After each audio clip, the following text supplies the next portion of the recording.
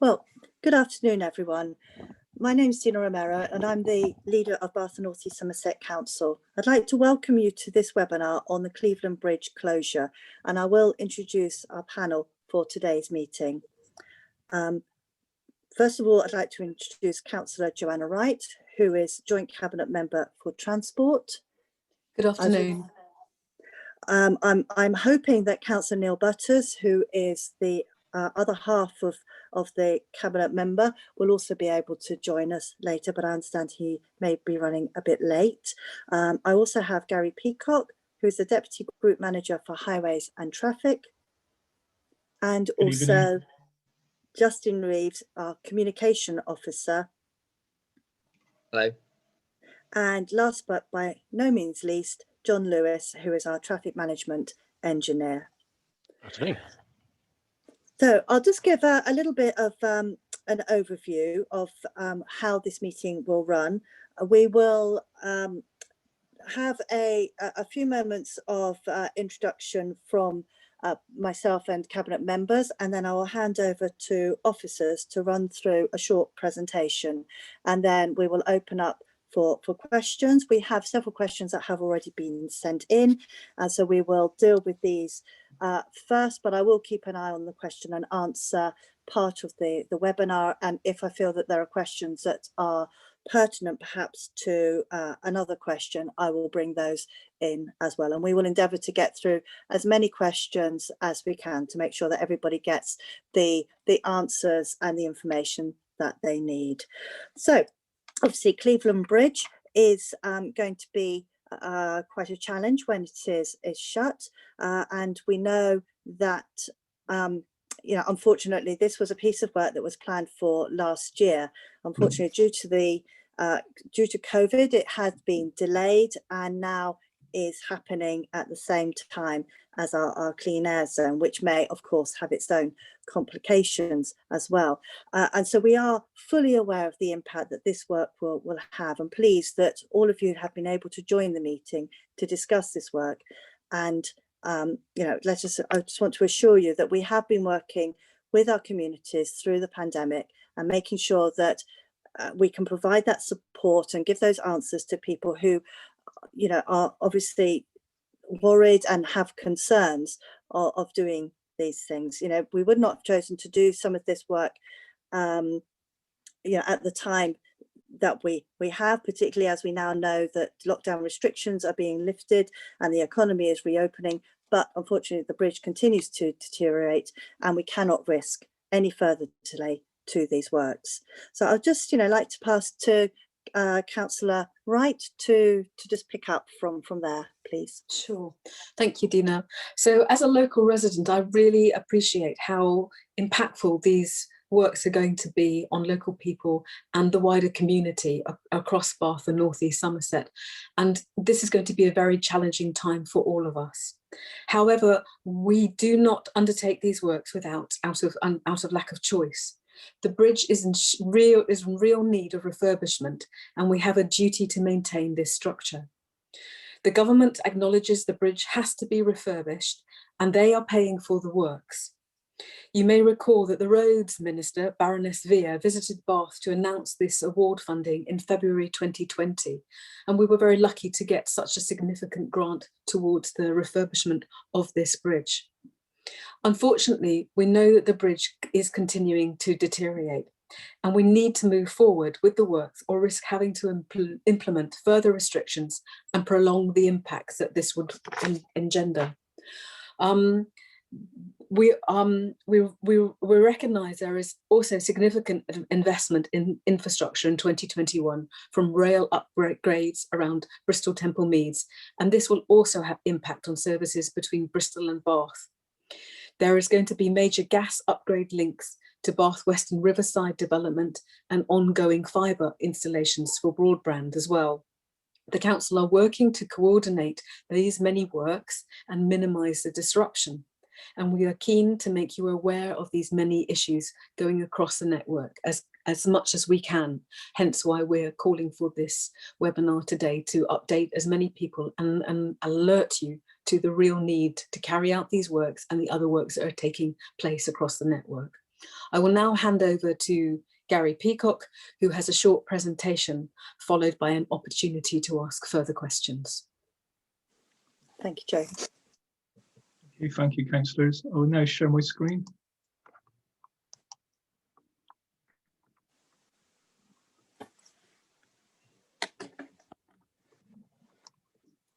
Okay, hopefully we can all see the screen.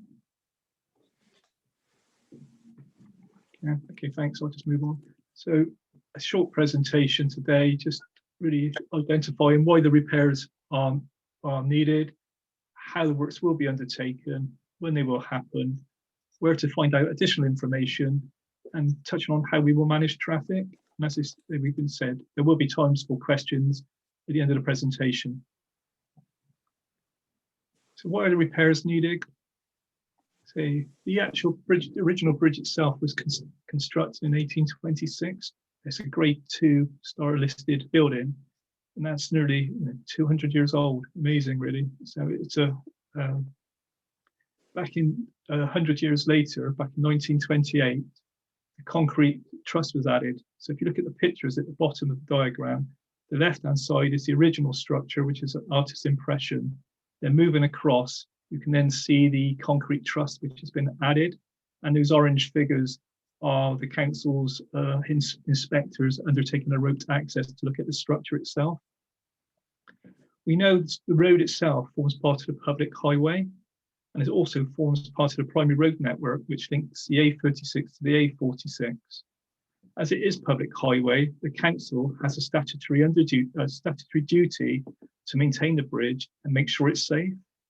And we do know from information that we've received from around the world that bridge failures can be catastrophic. In England, we actually apply national standards to prevent such failures, and that is a two-stage process.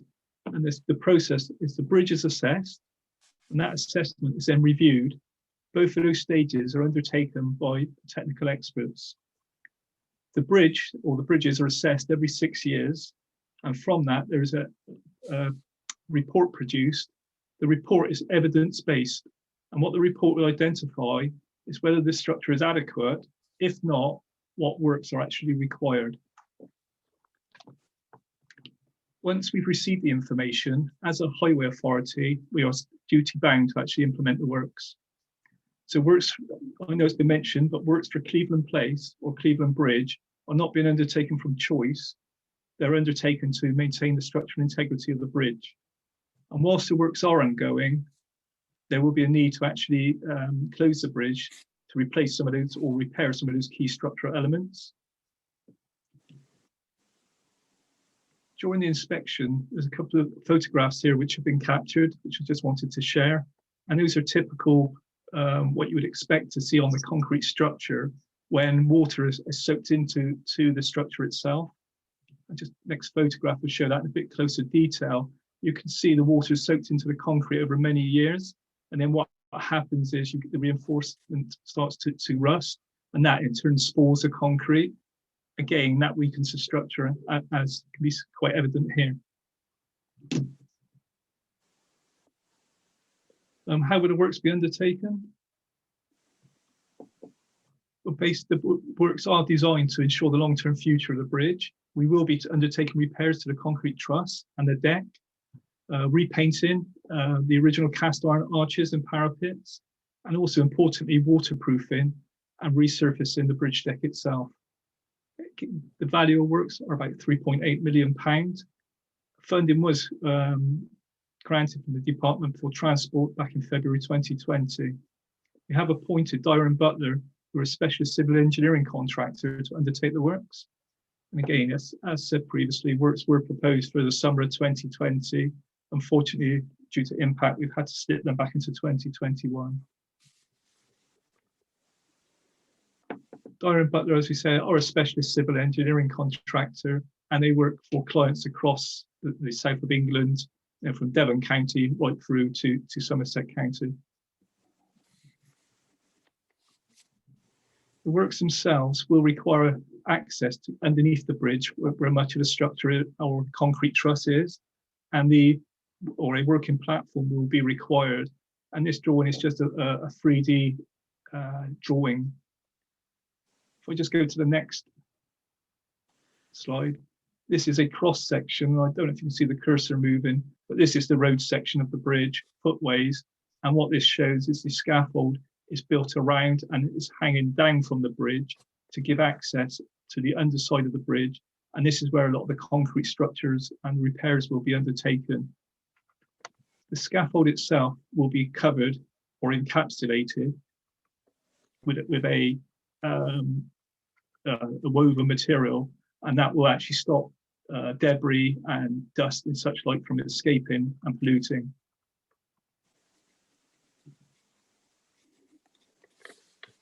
Work itself, we will be starting work, we're looking to start work at 7 o'clock in the morning and running the works to 6 o'clock at night, Monday to Saturdays. Working outside those hours would require approval of the Highway Authority. And when we undertake work of this nature, it really is a balance between pushing on and getting the work done as quickly as possible, but also being mindful that there are residents and people who live in close proximity.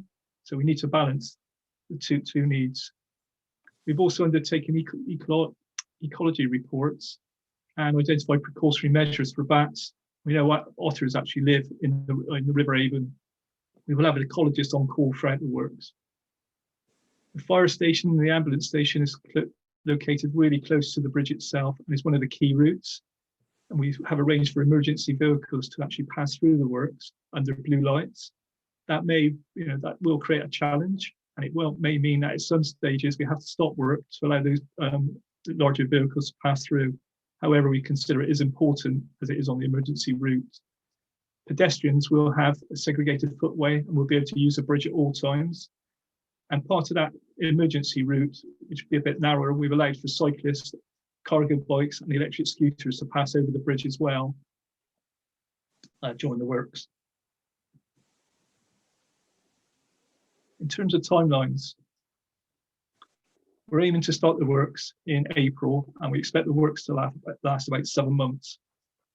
The first few weeks of work will be the erection of the scaffold, which we looked at earlier. That will be done where the bridge remains open under temporary traffic signals. Once the scaffold is erected, the contractor will go under the bridge and start to remove some of the damaged concrete that we've looked at earlier.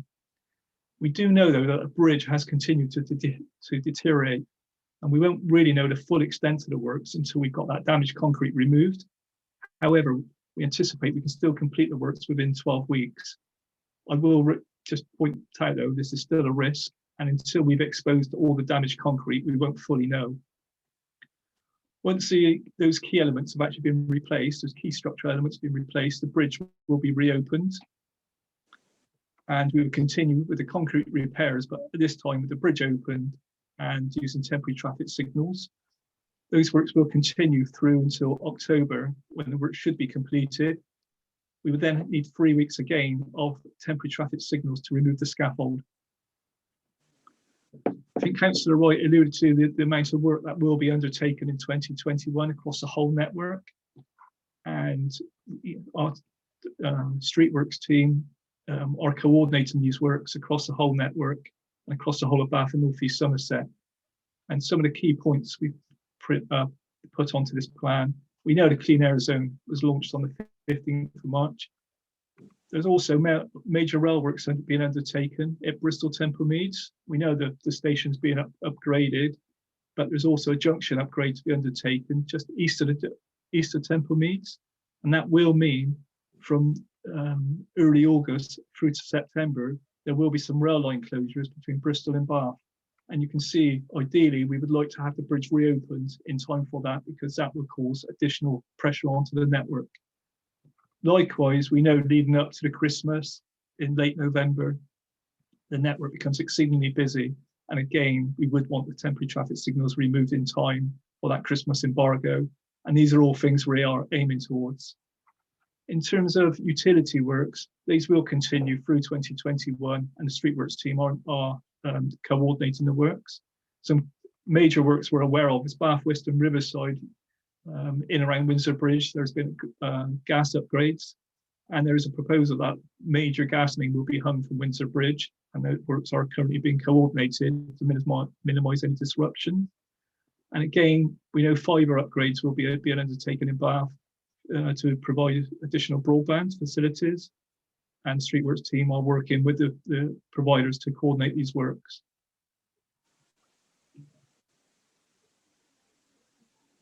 I'll just pass over to Justin, who would like to say a few words in terms of the information. Justin, can I pass over to yourself? Thank you, Gary. So the main source of information that we'd like to direct people to is our dedicated website. You can see the short link there, bathnes.gov.uk/Cleveland Bridge. Most of the information that we'll be talking about tonight, including the traffic management plan and the diversion routes, is published on the site. You can download maps of the diversion route if you need to, or you can actually view them on your phone as a Google map.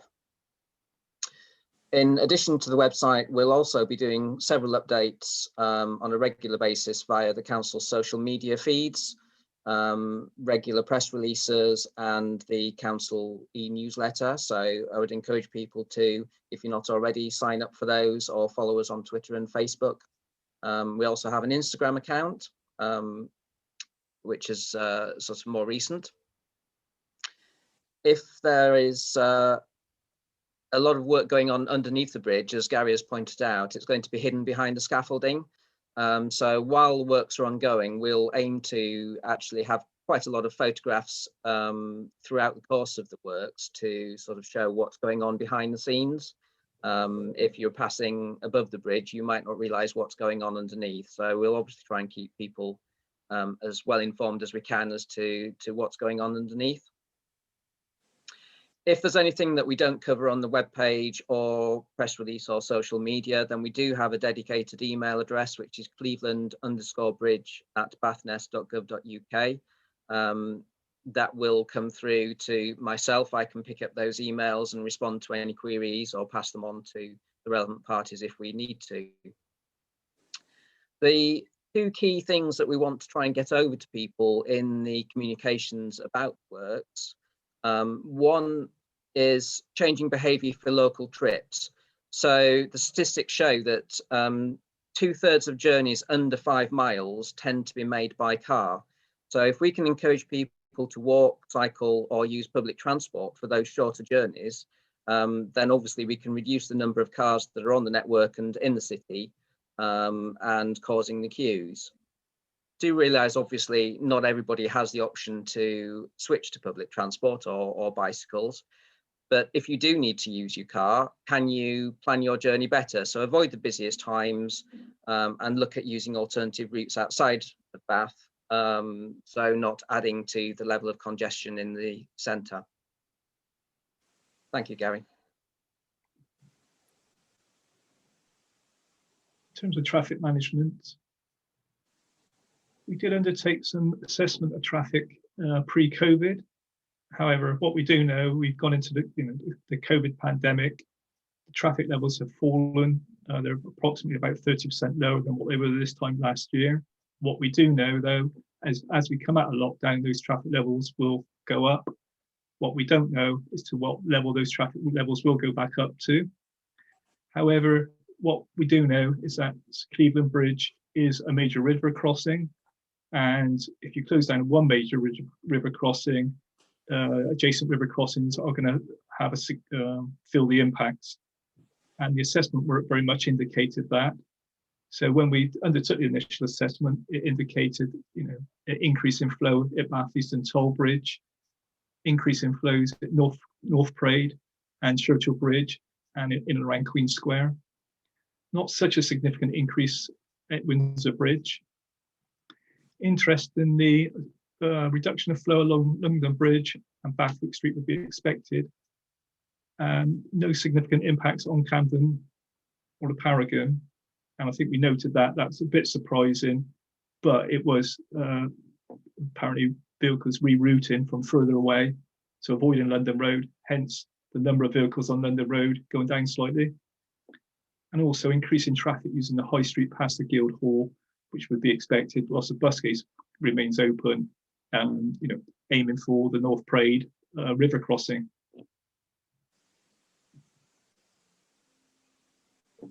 In terms of the traffic management, there's discussions with emergency services, bus operators and business representatives, and those discussions will continue leading up to the closure. We've identified a diversion for light vehicles, which I'll show in a moment. And again, we will be using quite a bit of additional sign-in along London Road as an example. During the closure, the first few days and weeks, we will be monitoring to assess safety issues during the closure, which is key. And we will have resources available if safety measures are required.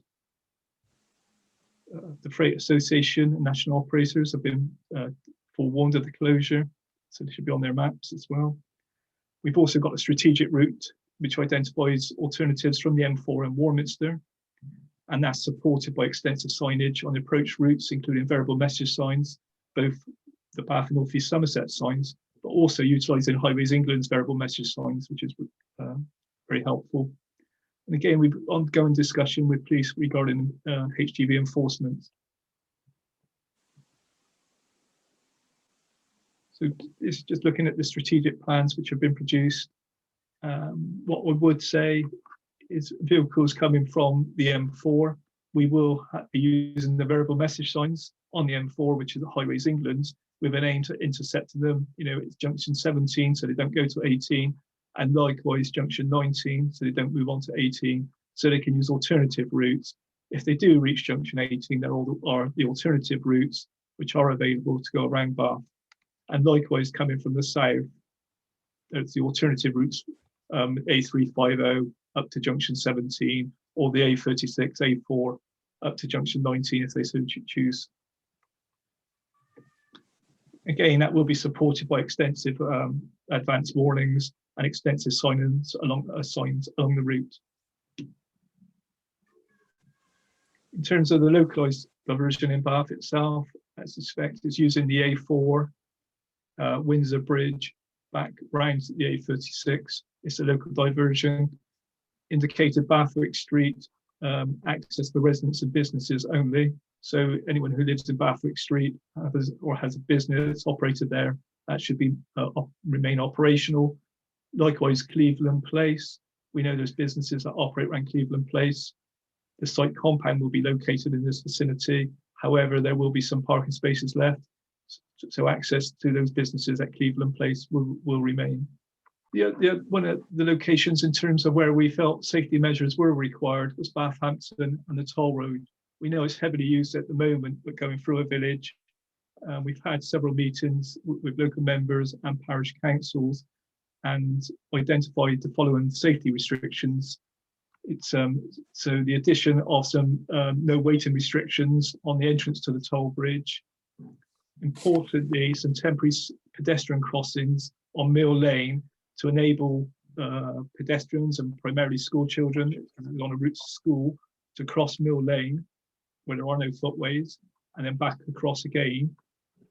There's a virtual footway at the Canal Bridge currently where school children coming from Bathampton going to the school have to cross the bridge, and it's to refresh that virtual footway. The school crossing patrol that previously operated on the Canal Bridge isn't there anymore, and we are looking to support that the crossing during the school or access to and from the school. There's also a number of weight restriction signs that will be added leading into Bathampton, and we are in discussions with the toll bridge operator who are preparing to use additional staff and make changes to their payment facilities in terms of the queuing for the bridge. So that finishes really what I wanted to say, councillors, and I was just going to open it back up to questions.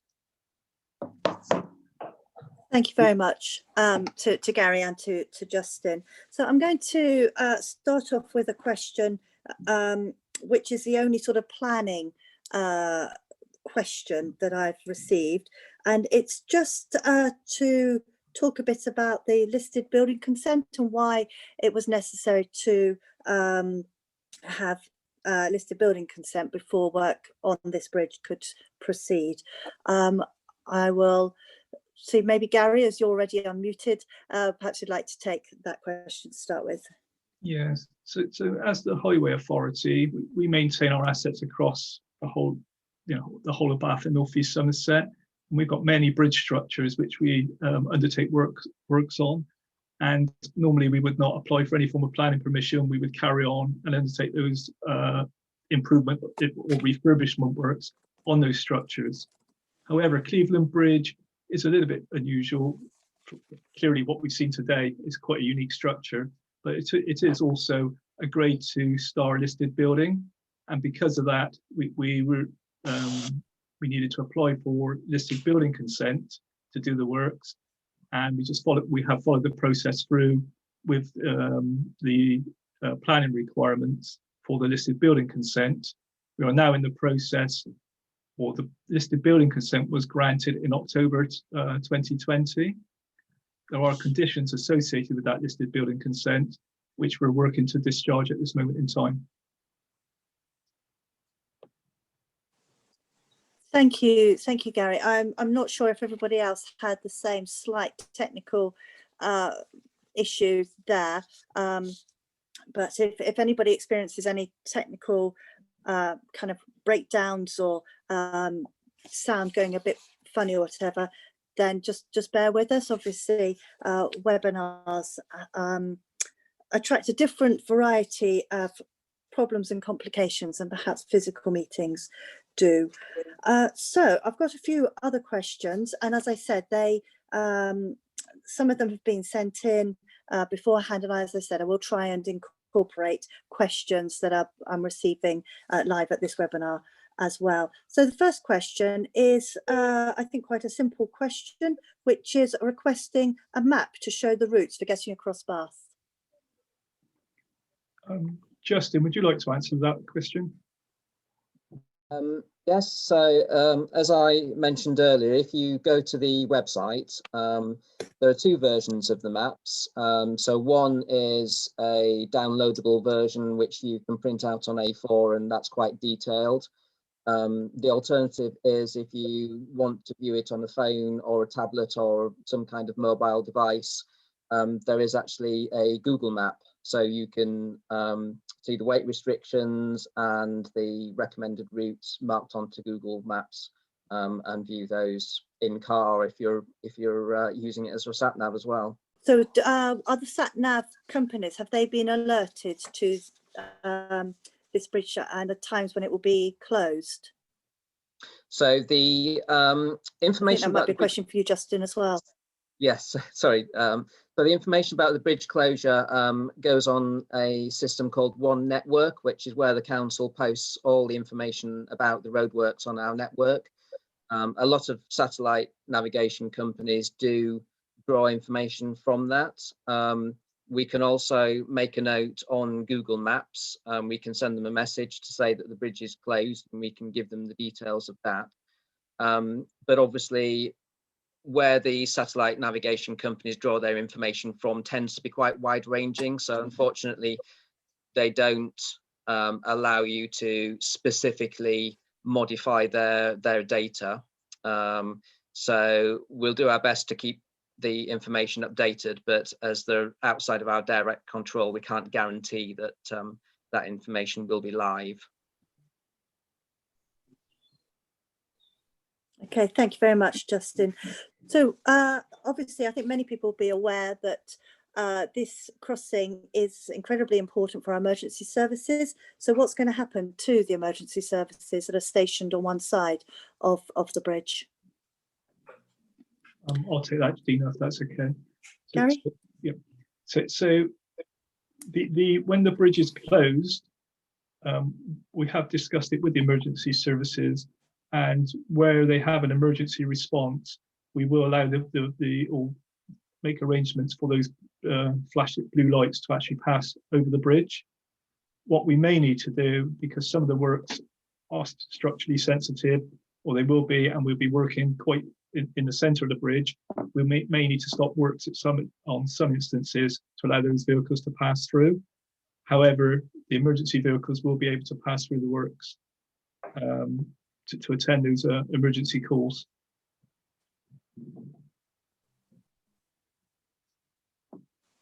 Thank you, Gary. And a sort of follow-up question to that is, if emergency services can cross, why can't other vehicles? Yeah, and I think that's a reasonable point. And I said the reason emergency vehicles is because they are on a, let's be frank, they are on a life or death mission in some instances, and we can accommodate them because it's infrequent, and also the contractor may have to stop work to actually walk them across the bridge, but we will make sure they get across the bridge. If we opened it up to all traffic, we would not be able to undertake those works in the centre of the bridge. Can I just follow up from that, please, Dina? So what we are also doing is that people who are able to walk or cycle or e-scooter will still be allowed to use the bridge. So we would really encourage people to really consider their journeys, particularly if they live locally. And e-cargo bikes will be allowed to be used to cross that crossing. So we're certainly already speaking to traders on both sides of the bridge about how they can refigure how they get bits across the bridge in that short time. So and we have the Voi e-scooter scheme presently in place with the hop-on, hop-off variety, but also the long lease loan. So lots of people could go ahead and get a long lease loan of an e-scooter for £35 a month. So maybe this is an opportunity to reconsider how you use your journeys across the city and make them in a different way. And we would really encourage people to think like that. Thank you. And just sort of touching on that, and you did talk a little bit about it, you know, is there any additional support that is available for residents and local businesses? Do you want to do that? So in terms of the work we're doing, I think Councillor Wright has touched on, in terms of, we have an e-bike scheme where you can make an application to borrow an e-bike, and that's been very successful. And we find when people actually use e-bikes, they really identify the benefits of using those e-bikes, and it acts as a gateway for people who may wish to buy a bike, and it gives them an opportunity to test it out. So that is available. Again, we would encourage public transport, and we understand the issues that have been around public transport, but we are moving out of lockdown now, and we would encourage public transport to be used. And we will be trying to support the public transport.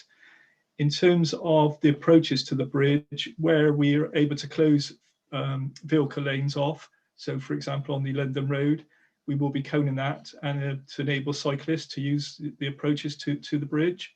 So we're trying to give a bit more protection to cyclists, and also make a good route for them from London Road and across the bridge itself. So trying to make it very as attractive as possible for cyclists and pedestrians to get across the bridge where they can. And I think in terms of businesses, in terms of that support, I think it does relate to the e-cargo bikes, which again, we have got e-cargo bikes that can be loaned out. And again, it's a good gateway for testing to see if that's right for your business or it fits with your business. So it could be a really good opportunity to test those out. Thank you, Gary. And the next question is probably similar, which is about the bridge being a vital north-south city crossing for local traffic. And the question here is, why can we not open the bus gate to alleviate congestion? And I've had a similar question, as I said, in the chat raised as well, who talks there specifically about the bus gate at Waitrose remaining open. Yeah. Again, if I come back, I think it's a really reasonable question, and it's about balance.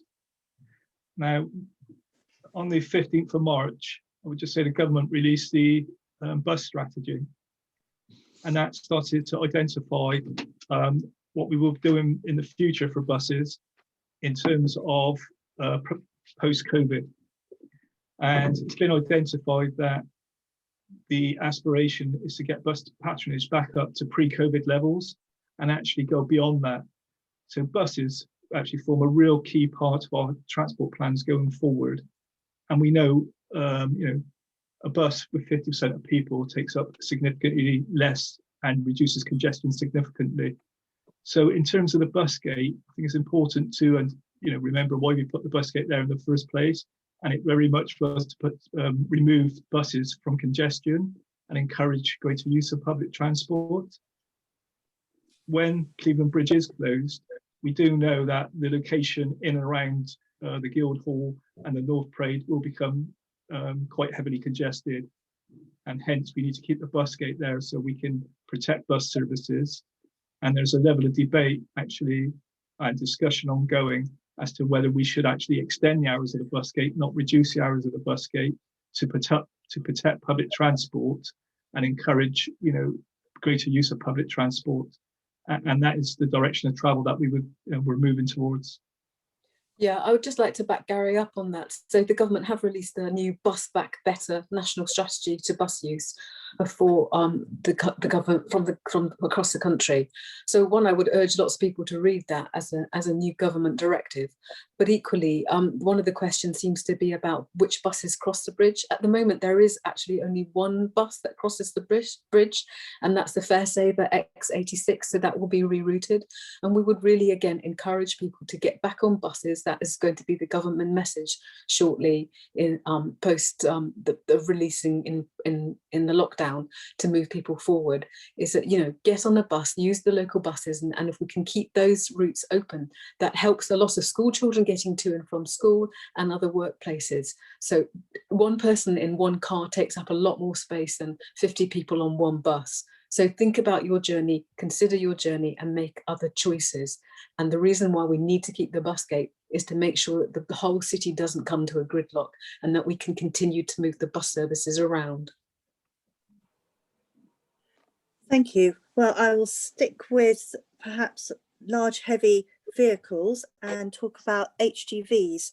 So there's quite a lot of questions here that have come in around HGVs, particularly one about what if HGVs ignore all the diversion signs and arrive at the bridge, and then sort of coupled to that is, you know, will it be clear that roads such as Snow Hill and Bennett's Lane aren't suitable for turning in? So I think this might be a sort of a Gary with Justin question. Okay, yep. So I think first of all, the person who asked the question was correct. There will be significant numbers of advanced signs, you know, from the M4 to Bath and from Warminster back to Bath as well. However, if lorries continue along that route, as it comes along the London Road, there'll certainly be additional signage to demonstrate those roads you referred to are not suitable for HGVs. If they reach Cleveland Place, which would then be the, you know, where they can go no further, they will be able to turn at Cleveland Place. My colleague John Lewis, who's our traffic manager, has actually, you know, verified that that's able to be undertaken. So there will be a turn back at Cleveland Place for HGVs. If HGVs were to come on the south of the bridge, they've got the option to continue if they travelled along the A36. They got the option to head back to the A4 and follow the diversion route, which is assigned HGV diversion route. Or if they needed to turn back, they would have to go to Churchill Doratory and turn back. Yeah, and likewise, if they were coming from the Bristol direction, and they would have the option to continue along the A36, you follow the signed diversion route, or we will be putting advanced sign in again at Churchill Doratory to pick them up. We think the key issue, to be frank, will be the Cleveland Place one, where basically if they arrive there, there's nowhere else to go. And that's why John has identified that turn back at Cleveland Place. John, did you want to add anything to what Gary has said? No, I think Gary's covered it really. I mean, if vehicles do get to Cleveland Place, it's very much a last resort. It's not something we will encourage. As been stated, there'll be plenty of opportunity for drivers to be aware of what's happening. So just going to sort of just draw into that a little bit more. So it's about those alternatives that people might choose. So can you just sort of expand perhaps on the measures that are in place to enforce the 7.5 tonne weight limit in George Street? Well, I mean, enforcement is undertaken by the police, and we are working with them on that. I think they're aware of concerns of that nature, and we will continue to discuss that with them. up to and throughout the construction period. I would add to that, Dina, I think it's been quite well publicised that the police have been taking some enforcement action across Bath and North East Somerset in recent times. I know it's not HGV, but weight restriction or the width restriction at Western Lane, they've been working on and taking enforcement, and also working with some local members as well, been taking some enforcement action at Cleveland Bridge as well, and we will continue working with them to assist them with that enforcement action. Yep. Thank you, Gary. And again, it's another bridge that might be chosen, about the Bathampton Toll Bridge, which I think has got a 3.5 ton weight limit. Will there be similar measures there to perhaps deter people from using that bridge instead? Yes, we've been working with parish and local members, been in discussions with them for some time regarding measures for the area, and there will be suitable signing to alert drivers that it's not a suitable route, and if things do progress and become worse and there are safety issues, then we will address those at the time. Yeah, that's great. And I assume we have no plans to reopen Pulteney Bridge. No. As I suspect that would then end up in a similar state of needing to be repaired, wouldn't it? Quite urgently, as that is also a historic bridge. So I'm just going to go back and consider some of the mitigation that's being put forward. And so one is around the diversion sign. The question is that the diversion sign at the Beckford Road, Sydney Gardens isn't clear. John, I'll revert to you on that one if you don't mind, please. Yeah, absolutely. If there are specific issues with the signing, then please do let us know, and we will investigate those and take appropriate action if it isn't clear. But if there are specifics, then please do let us know. Okay, and obviously we'll take this one as being already alerted to us, and we'll Absolutely. make sure we review that sign too. Okay, so let's have a talk perhaps about the mitigation and why we're not putting mitigation into Camden and other locations ahead of the works. I'll take that one, Dina, if you don't mind. Thanks, Gary. We have undertaken some assessments in 2019, and that did identify where the bigger impacts were going to be. And we know we can't prejudge what's going to happen coming out of COVID. However, we do think some of those assessments seem logical and fairly robust, in the sense that the larger impacts are on the approaches to the river crossings, which, if you block one of the major river crossings, the A36, it's logical to expect vehicles to use alternative river crossings. It does also show a general disbursement across the network of additional traffic, but not significant. If we start just closing down individual roads, vehicles that use those roads at the moment will start to divert. And that in turn will start to create traffic issues on other roads. So the approach at the moment is to follow the information that we have and concentrate on where the key impacts are, and where the assessments have shown there aren't going to be significant impacts. We've not proposed mitigation measures. What we will do is we will be monitoring and we will act if there's safety issues. However, we need to be clear that there will be some increase in traffic across the network. Yeah, I'd just like to back again Gary up on what he's just said. We really recognise this is going to be one of the most challenging times for residents in Bath, and we're not 100% sure what the traffic will do. We've all been in lockdown for over a year, and what would normally happen is probably different to what would have happened previously. We recognise that traffic will be displaced, and we're not 100% sure what that will look like. And we could all rush out on day one when we close the bridge and make a decision. But equally, after week 3, it might look different again. So we're going to have to really watch what's happening, listen to residents about what they're seeing in their local area, and recognise that this is actually going on across the whole of the city. So we're going to clearly look at those issues. We have various ideas up our sleeves about how we will deal with them if they actually become the real situation, and then move forward with that. But we need to assess what it looks like and give it some time for people to settle, to recalibrate about how they're moving around and what that might look like. So this is going to be really challenging. And thank you for talking about the sort of unknowns that have happened or will happen as we come out of lockdown. And there was a question in the Q&A about why this work couldn't have been done during lockdown, during the second lockdown. So Gary, if you want to pick up that question about timing. I will do, thank you. I mean, there was 2 elements to it, is that trying to undertake the works at the moment are challenging with COVID. I mean, no mistake about that.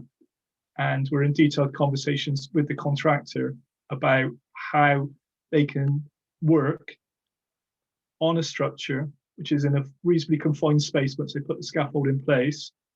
And we're working through the mitigations of how they can do that. And it's taken time.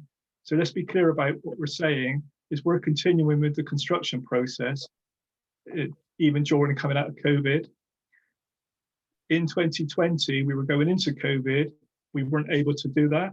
And secondly, we needed listed building consent to continue, and all those impacts, all those that need for going into lockdown, the impact that had on lockdown, assessing how the works could be undertaken, and then translating that to a listed building consent took time.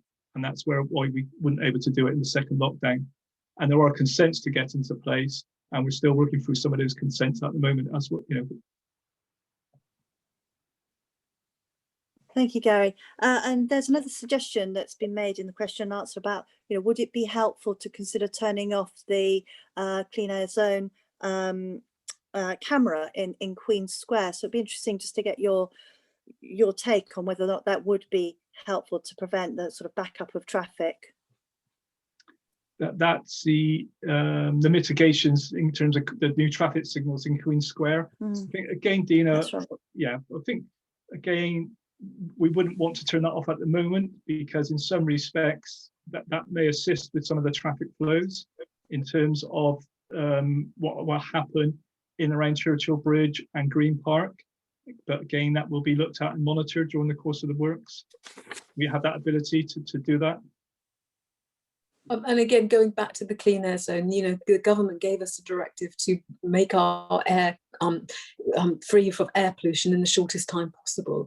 And that is, again, another reason why we've had to bring in the clean air zone in the time that we have. And that's a really important factor to the health of our residents in this area.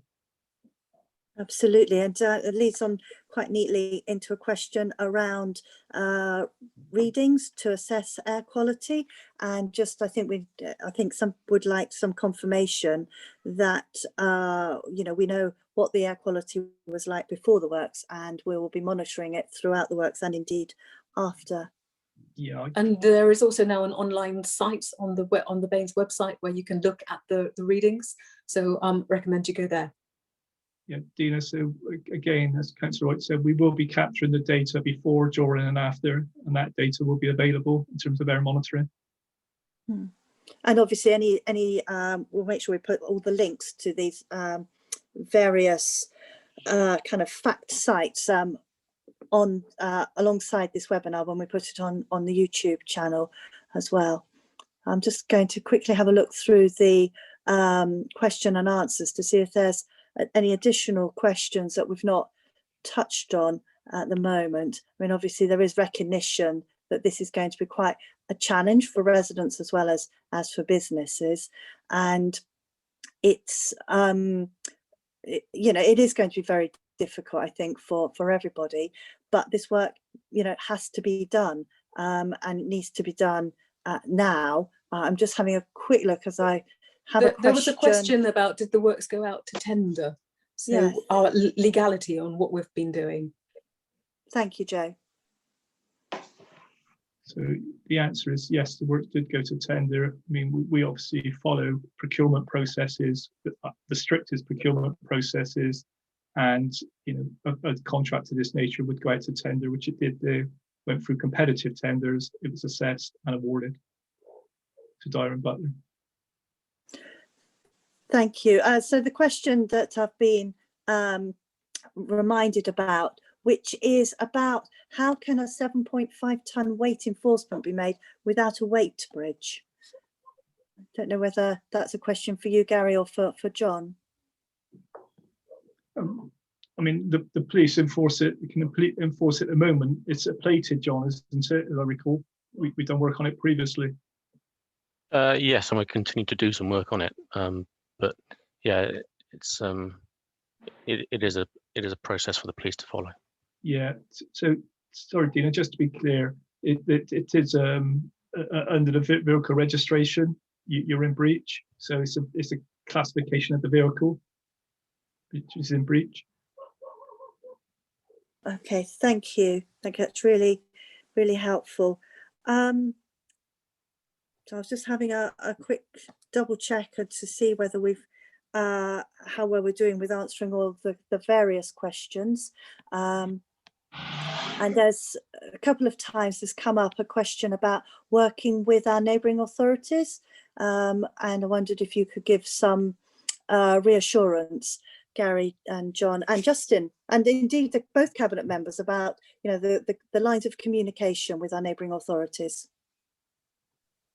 Yeah, so in terms of the diversion routes, our streetworks team and our street managers coordinate with our neighbours in South Gloss and with Wiltshire, and that goes back to 2019. These communications have taken place. So we're also a member of the West of England Combined Authority, WECA, so again would be speaking to Bristol and South Gloucester about all of our actions, and they're very aware of what we're doing. Thank you. I noticed a question about. Oh, sorry. I noticed a question about what can people on the river actually do. Will they be allowed to go under the bridge? I was coming to that question. I wanted to clear this one off first. Neil, is there anything else you want to add into that piece about how we've been working with our neighbours? Well, it has been a difficult area. Apologies, I was late, by the way, as you know, attending a funeral. But there's a lot of political interest down the Avon Valley, and I've been talking to councillors down there to see what we can do to, because we need everybody on side, really. This is not just an issue that affects Bath or just Wiltshire. It's an issue that crosses the board, really, and we have to work together. Thank you, Neil. I don't know if John or Justin had anything else they wanted to add. Otherwise, I will get to the question that Joe wants to answer, which is around river traffic. And will river traffic be able to go underneath the bridge as it currently does? Yes, the scaffold has been set to the 1 in 100 year flood level, which should give adequate room for the river traffic to go under the bridge. I will make a note though to double check that. So certainly at the moment we're having to get the Environment Agency consents, which checks out in terms of how the scaffold is going to be put into place, and when the scaffold is in place, because as I say, it does hang below the bridge, but say river travel should be able to continue unless there was a flood condition, and then I would have to review that. Can I just add, Gary, that the contractor will be using a pontoon for a short period while they're actually erecting the scaffolding, as I understand. That will occupy part of the river, but they will move it from one side to the other, so the river will be passable while they're actually doing that work. And will we add the information about that it should be accessible, and if there are any changes onto our website? I can certainly arrange for that. Thank you, Justin. So, Neil, sorry, I didn't see if you wanted to come in on that as well. No, that's fine, thanks. Okay, so there's a couple of questions about alternatives to the car, particularly around cycling and whether or not there's such a thing as a sit-down e-scooter. So is there any danger that people will get used to being able to cross the bridge on their bicycle, and then it will become much more hazardous when the bridge is reopened? And as I said, an aligned question is whether or not we have any sit-down e-scooters that people might be able to hire.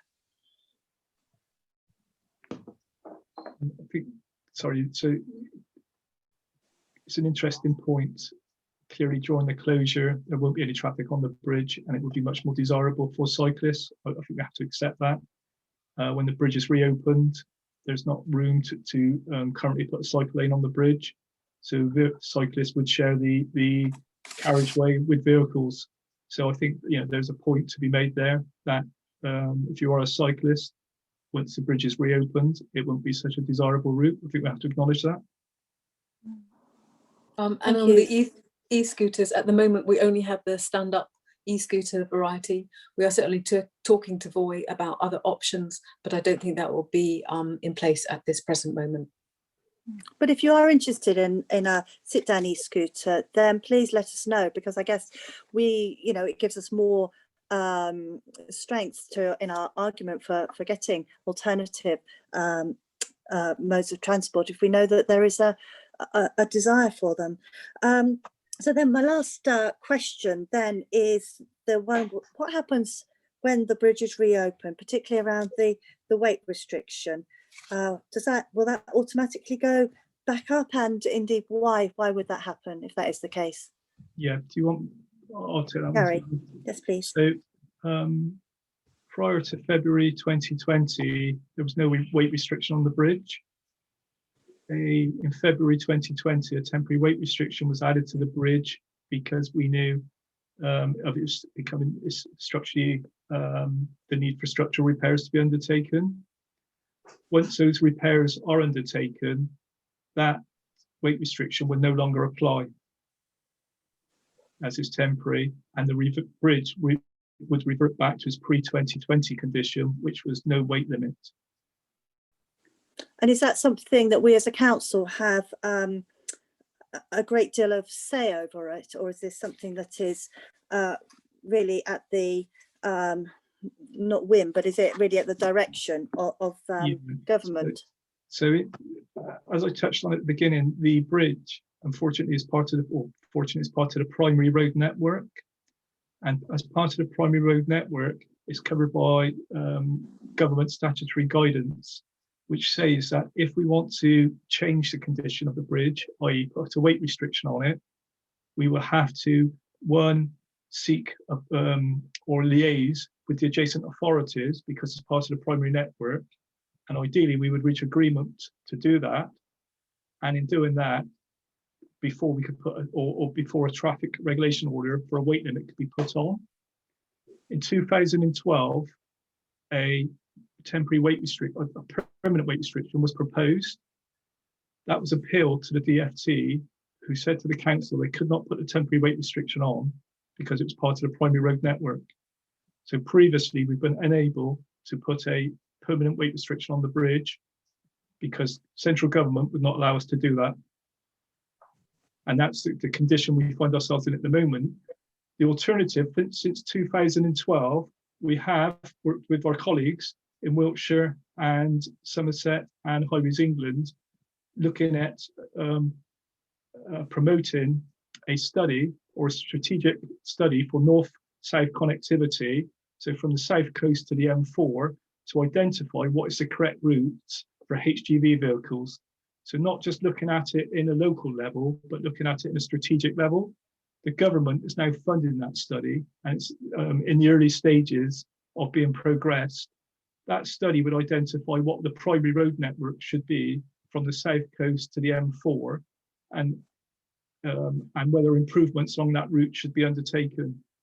The aim being that that should enable us at some stage, if we're successful, to remove the Cleveland Bridge potentially as a part of the primary road network, but that still has some quite a long way to go. And I think Councillor White and Councillor Butters is part of the Western Gateway work, isn't it, that you're involved with? Neil, did you want to come in and just say a little bit more? I know we're rapidly running out of time on this webinar, but I'm sure this is a point of considerable interest to people.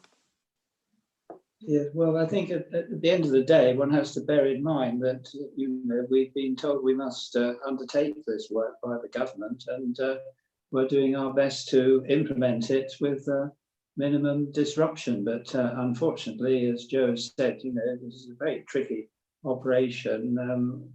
Very impressed by what the officers have come up with already, but at the end of the day, there will be disruption, and we have to find out solutions jointly to make the thing work, to prevent gridlock. So it's an unfortunate situation, but my hunch is that it won't be as bad as maybe we fear at the moment. So 1 day's notice, we've got a bit more than 1 day's notice. Let's make the best of it together. Get more people crossing the bridge, as Joe has said, on foot and by bike and by e-scooter and so forth. There are ways through this. Thank you. Thank you, Joanna. Do you want to pick up? Oh, sorry. Thank you, Neil. And Joe, do you want to just pick up that point about the work that we're doing with our neighbours on looking at alternative routes for HGVs in the future? Yes, I don't think lots of people realise how England has been divided up into regional transport boards, and we sit under something called the Western Gateway, which sits adjacent to other sub-regional transport boards, and we're clearly working with that regional transport board to take forward this piece of work so that we can look at better ways to connect the north to the south. And that is in discussion, and we're clearly working with Highways England, the DFT, and those regional sub-transport boards to lead that forward. Okay, thank you. As I said, we've now run over our allotted hour. My apologies to anybody who only had an hour free to watch this webinar.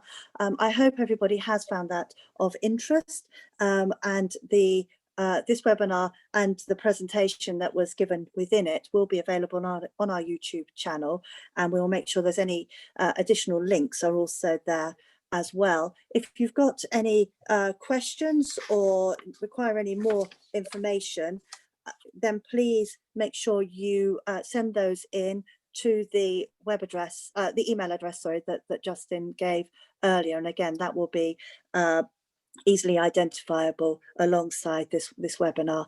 So my final task is to say thank you to everybody who has been on the panel, and thank you to everybody who has watched this webinar live. And obviously I hope anybody who is watching it now, if they find it interesting, we'll pass on the information, and then the webinar on the YouTube channel then I'm sure will also be watched considerably too. So thank you everybody, and on that note I wish you all good afternoon.